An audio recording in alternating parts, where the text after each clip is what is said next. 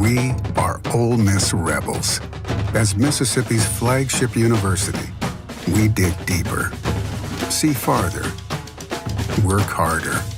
We pioneered human organ transplants. We helped prove Einstein's theory of gravitational waves. We are conducting life-changing research that solves the problems of today. We are Ole Miss, transforming lives and the world. Welcome to the POMcast with Stephen Willis. Now we're going to do things a little different.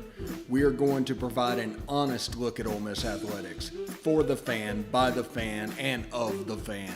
That is what we do. Hell be to me. I'm just kidding. Tune in for some Ole Miss sports news. We're going to give it to you straight. Yeah, right now. The POMcast starts now. It happens now. Holy cow. Listen to me. It's starting. Well, it's going to start right about now. Good morning, good morning, good morning. Welcome to the palatial Central Florida studios for today's POMcast. This beautiful Tuesday morning. Basically every day is beautiful down here. I hate to brag about that, but the weather is absolutely phenomenal. Temperatures in the 80s in July in Florida is pretty fantastic.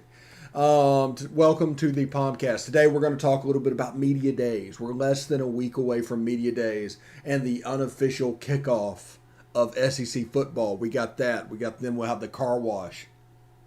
Fall camps are going to open up. And then we're going to be full go all the way too. We have some questions that need to be answered. We might just think out loud a little bit today.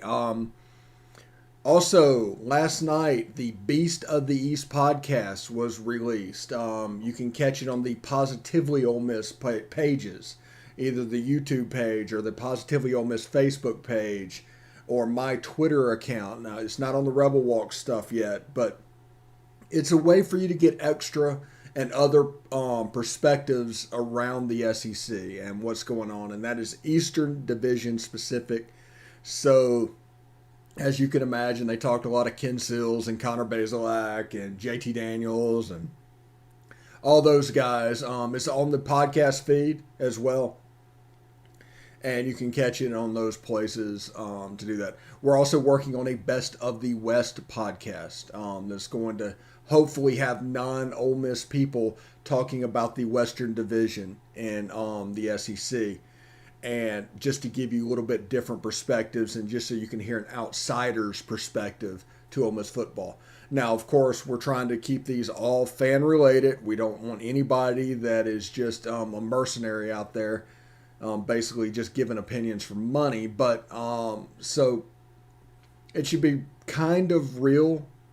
It should be kind of the way that we talk about other SEC schools. I mean, it should come about that when you talk about Ole Miss stuff. It's not going to be perfect, but they can give you a different perspectives than me saying, hey, we should win 10 games this year. And they're going like, well, Ole Miss should win 7 games. So, meet in the middle, kind of. So that'll be that, the Best of the West podcast. The Beast of the East debuted last night or this morning, depending on your platform. And we look forward to continuing that. They're going to do every Monday night at about 8:30. We'll do a live stream of the Beast of the East, and we're trying to set up a time for the Best of the West, and we'll see how that goes. Might be in the afternoon, might be in the morning. I'm not 100% sure. Let's see. Oh, if you're interested in following the show, you can follow the POMcast at the Stephen Willis or at the Rebel Walk, facebook.com/POMcast. or facebook.com/The Rebel Walk. Follow, hit like, please. We're on YouTube at positivelyolemiss.com. Subscribe, hit the bell for notifications. That'll tell you not only that we're streaming, you can find out what we're streaming about. As you found out last night, for people that have hit the bell and done that before, you were notified about Beast of the East. And that is a completely not Ole Miss related podcast, other than the fact that it's about 7 teams that are in the same conference. You can choose to go past that if you want. If you're interested in something like that, you want something to listen to, it's an hour of SEC East football, and questions that you probably didn't even know that you had. So that was the Beast of the East podcast. We're also on Twitch at Positively Ole Miss, all one word. Audio-wise, we're on Google Podcast, Apple Podcast, Stitcher, SoundCloud, Spotify, iHeartRadio, TuneIn Radio, and Pandora. We're also on smaller podcatchers, but if we listed them all, we'd be here all day, and this is only a 30-minute podcast. So, I do want to tell you about Travel and Cruise World. That's 1-800-330-7461. That's Travel and Cruise World. Basically, with everything that's going on, a vacation planning, it's like a game of Russian roulette. One wrong thing, not knowing this about something, this is going on, could ruin your entire vacation. So if you're coming down to Central Florida, this is an opportunity to have somebody in the area that can be up to speed on those policies and let you know what you need to do. You don't really necessarily pay the travel agent in this situation. Disney does. So if you're coming down to Disney, hook them up, find out information, let them book it. The costs are the same as the website. And plus, you can find out what you need to know. They can provide that extra level of knowledge for you and your vacation and make it run as smooth as possible. I went to Hollywood Studios Sunday, walked around. It's the closest I've ever seen over the past year to things being back to normal. They're even grouping people together for pre-shows on rides like the Rise of the Resistance and Mickey and Minnie's Runaway Railway.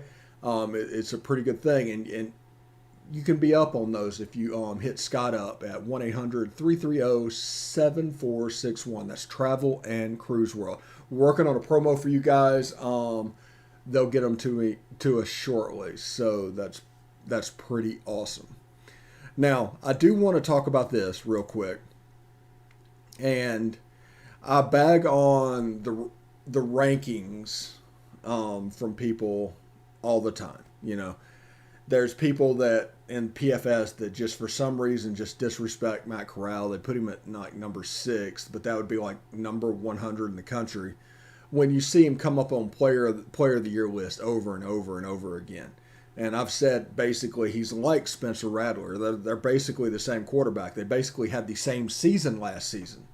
And one's number 1 and one's unranked. Well, now let's show you a little bit the Ole Miss side of the coin. And this is from 24/7. And you just talk about Ben Garrett, and they're talking about he's predicting Ole Miss to be the number 2 team in the West and win 10 games. That's his absurd prediction. And Matt Corral is for Heisman. Ole Miss and Matt Corral are set for a big year, and Corral will enter the Heisman conversation. Can the Rebels win a couple big games on the national stage to propel Corral's campaign from a dream to a serious one? A win in Tuscaloosa would certainly cast him in that spotlight. Which, to me, that's pretty cool. I mean, that's fine. And I'm not going to talk him up throughout this whole thing whenever people rank him below and then bag them for ranking him up there. To me, those are good picks. They make sense. You can catch them at the 24/7 SEC preview. Ole Miss is predicted to finish 4th in the West in the 24/7 predictions. And Matt Corral is the leader for Player of the Year. There's some weird Players of the Years on that list. There's some people that tried like different stuff, but you can check that out at the 24/7 site. They've got that up as well. So that's pretty cool for them. And fun predictions from Ben and David. So that was awesome. But media days are less than a week away. And they're set up over 4 days. It's going to look a little bit different this year. And that's because of all the COVID protocols. So I don't think we'll have, hundreds of people in the lobby. I think they bumped it down from 3 players to 2. And I imagine Radio Row and the basic mechanics of that is it's going to end up being a more SEC network event than it used to be this year, just because of what's going on. Now, they're inviting everybody and they're opening up, and I think, not saying anything about it, but things are going to be affected by Alabama being like dead last in the country when it comes to vaccination. So I imagine the SEC, just due to liability stuff, there's no protections for that. There's anything like that. They're not going to just huddle people in a room like they did at Disney, because like Florida is over 50%, and basically all the elderly population has gotten vaccinated and did what they had to do. So there's a little bit more freedom down here. So I'm curious to what it's going to look like in Alabama, where I think 30 or 31% of the population are fully vaccinated. Not saying they shouldn't have media days. I'm not saying anything about that. I'm just saying that's probably going to cause the SEC to make additional rules. It's not going to be completely open, because the SEC is not going to take a lawsuit because a super spreader event broke out, even though, at this point, everything is a little bit different than it was this time last year. That's all I'm saying. The two players that Ole Miss should take, Matt Corral, obviously. I mean, I think there would be a mutiny if Matt Corral was not taken. And I would like to see a defensive player, and one offense, one defense, and maybe either Momo Sanogo or Otis Reese. Probably Otis Reese on the back end. So you can have the best offensive player, and the best defensive player. And just line them up, get questions. I mean, the things like the local media pre-scrum that happens, I don't think that is going to happen. I think the mechanics of this SEC Media Days is going to make it look different than the previous SEC Media Days. That's the point. It took me a long time to get there, but that's what I'm saying. I think this is going to basically morph into an SEC Network event. And this year will be the impetus for that happening.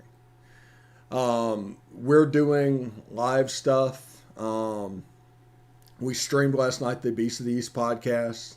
We're working on the Best of the West podcast. If we have somebody in Hoover for SEC Media Days, we are going to live stream them there. That's just what we do. So stay tuned for that. We're trying to give you guys as much of a well-rounded coverage as absolutely possible. Because over the last 10 years or so on the Ole Miss beat, and this has been me watching from afar and doing my own media stuff and whatever has to be done, you started to notice the circle getting smaller and smaller for information. And if one group of people were wrong about something happening, the other group of people, and basically it was one or two sources for every news outlet. So if one was wrong, they were all wrong. If one was right, they were all right. So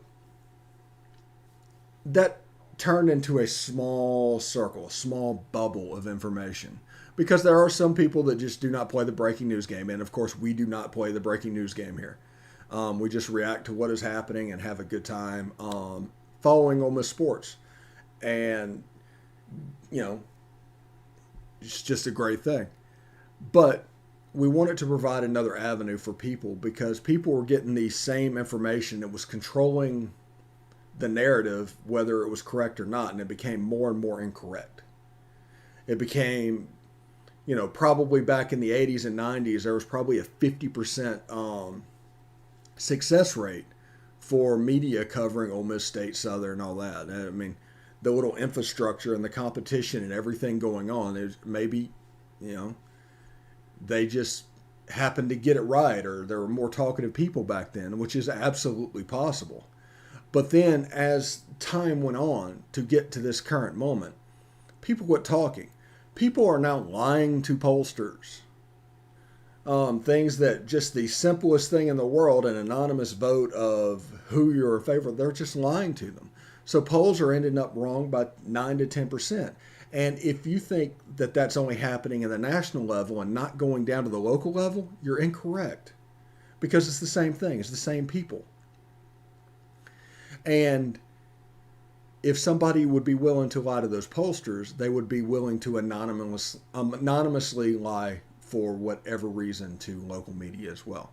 So all of a sudden, the success rate of these guys using anonymous sources and playing the breaking news game dropped to 15%, 20%, somewhere around the Mendoza line.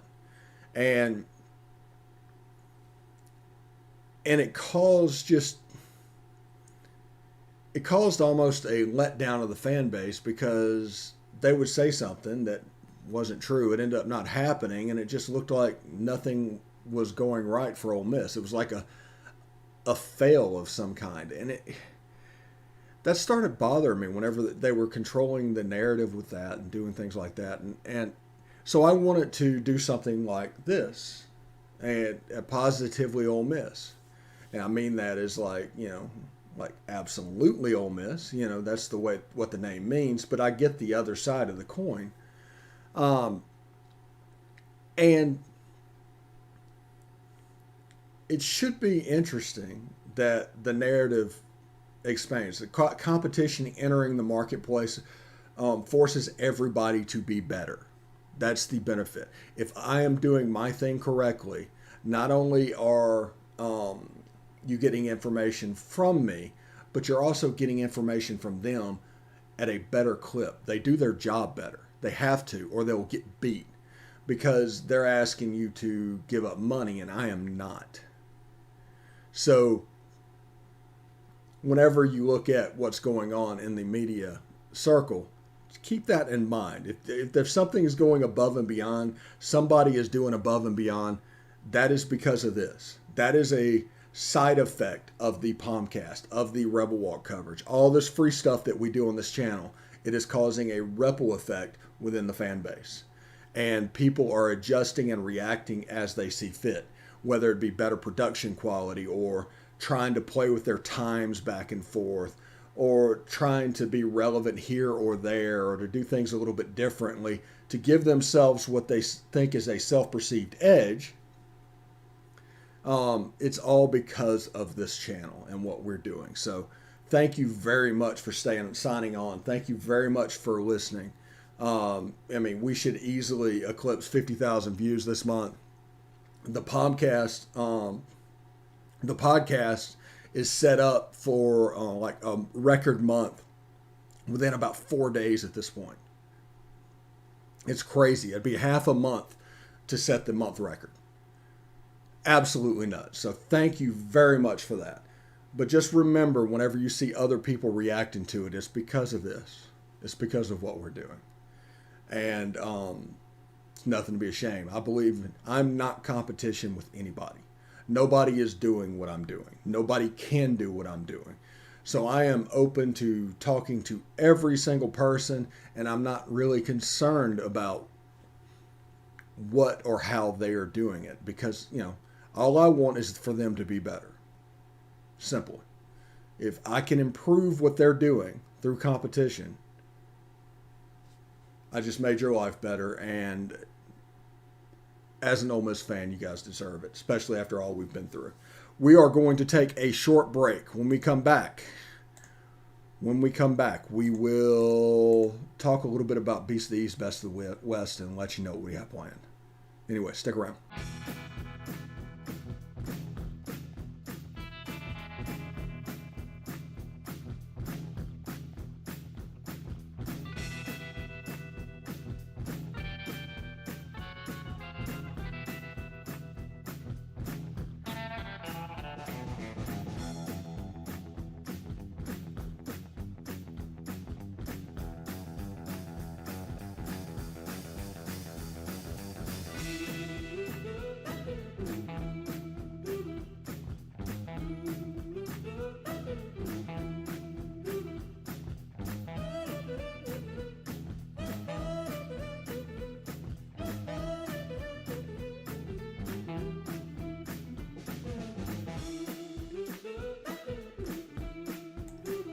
All right, welcome back to the POMcast. Before we get started, I do want to tell you about the rebelwalk.com. Evelyn and her team do a fantastic job They provide a subscriber level experience for no money, absolutely free. The only thing it costs you is time, and boy, oh boy, is it worth it. They have experts for all major sports, and they just do a lot of interesting things that you wouldn't necessarily think of in covering football, and they're allowed to be a little bit more experimental because of their setup. So go check out the rebelwalk.com for more information. That is the rebelwalk.com. Like I said before, the Beast of the East podcast, or videocast or whatever, released yesterday, late last night. We live streamed it. We have it up on our podcast feed now. It seems to be working pretty well.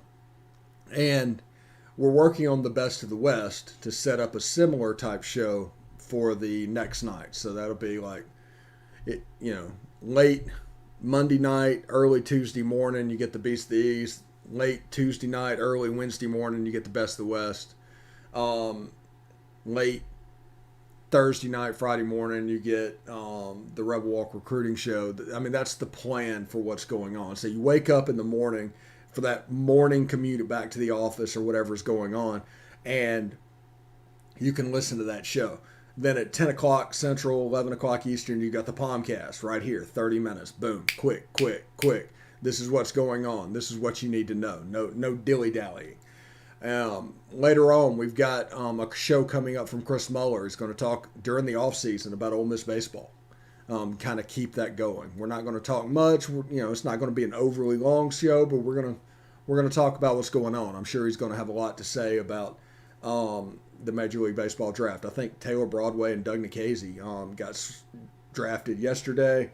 Broadway went to the White Sox, Nikhazy went to the Indians, and I'm sure he'll have some stuff to say. And then Jackson Jobe and all that. It looks like Tim Elko escaped the first 10 rounds, so there's a chance to bring him back, especially in the age of name, image, and likeness. Especially in that age. So just remember that as well. So with the Beast of the East, we have Craig Ladd and Corey Burton. Corey is a Georgia guy. Craig Ladd is a Tennessee guy talking about the Eastern Division. They went all over it, Vandy, the whole 9 yards last night with major storylines for each team. It was pretty cool. And of course, we are members of the Ken Seals fan club at Vanderbilt, so any excuse to talk about Ken Seals, they're going to take that up. Best of the West would be a similar type situation, storylines, things going on. And then on Wednesday night, late Wednesday night, early Thursday morning, we'll be around, not around the SEC, that's the old name, SEC After Dark with me and Corey. So everything that's going on those first two nights, even though I'm not taking part in the show, I'm hearing everything that is said. So I'll know the storylines getting into Wednesday. So we can kind of funnel those two SEC After the Dark. Corey Burton, he's, like I said, is the coast of the East. If we can do the Best of the West, I can listen to those guys and have my own takes going through. We're going to get Jeb Beecham here in a couple of weeks. He's in the process of moving down and getting himself a palatial Central Florida studios himself.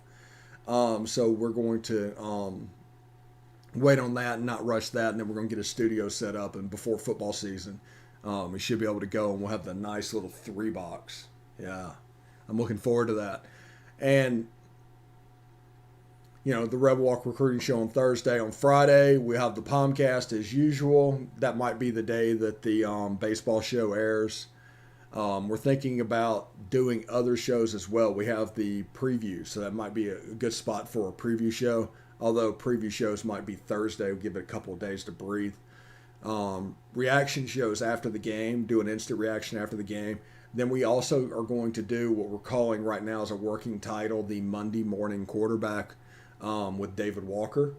He was a former Texas A&M quarterback from back in the day, so he's going to want to talk about quarterback play and things like that, and should be fairly interesting.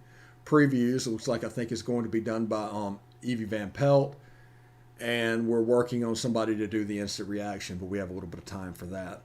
And then, like I said, we have the baseball show with Chris Muller, and we're trying to get a basketball show set up with Trevor Oxley. all these different perspectives on this channel. This is what I dreamed about when I started doing this. Let's see, was it last March? We started breaking down what the Kiffin offense would look like with Corey Burton, and just in a podcast form, and everything's going. And all these ideas were being hatched together. And the point of this was as many perspectives as possible. I didn't want to create necessarily an Ole Miss channel, something like that whenever you see. I wanted to create a virtual TV network. That has been my goal throughout this whole thing. And, you know, starting to plan way back in the last summer and through this winter when we got the final equipment to now. I mean, we are probably 5 months in at this point, and it's doing fantastically well. You guys can't imagine how well this is going. And we are going to press this a little bit further into football season. And I assume the viewership is going to jump way up during football season, because historically this fan base goes crazy for football. So we're going to give you plenty of football. We also have another show with Leanne Herring that we're thinking about. It's not finalized at this point yet, but the ability to produce shows remotely. And last night was such a game changer for you guys, because it is going to allow me to get other perspectives in from around the country and not need you to have to rely on me. Because as you've seen a lot of me over the last 5 months. Now is the point where we do what we're doing. We do what we're going to do, but we start adding voices to where I'm just producing in the background. And it's going to be pretty fantastic. There's even some, I've heard rumors wanting to use this, of maybe a cross-site podcast, if this thing could work. So it could be interesting. I don't know if it's going to happen, but well, I mean, we'll see. And I mean, it's going to be fantastic. Now, I'm going to give you a couple minutes back because this is the last week before things get real. I think everybody needs to understand that. This is the last week before things get real. So enjoy list season for the last couple of days. There will not be a Rebel Rankings Friday. That is basically a list season special. We're going to keep that on there, and then next year it will come back. It's going to be required viewing at that point. But right now, it is not. So it's time to get it cranked up and start covering football in earnest, and I'm excited about that. Until tomorrow, hotty toddy.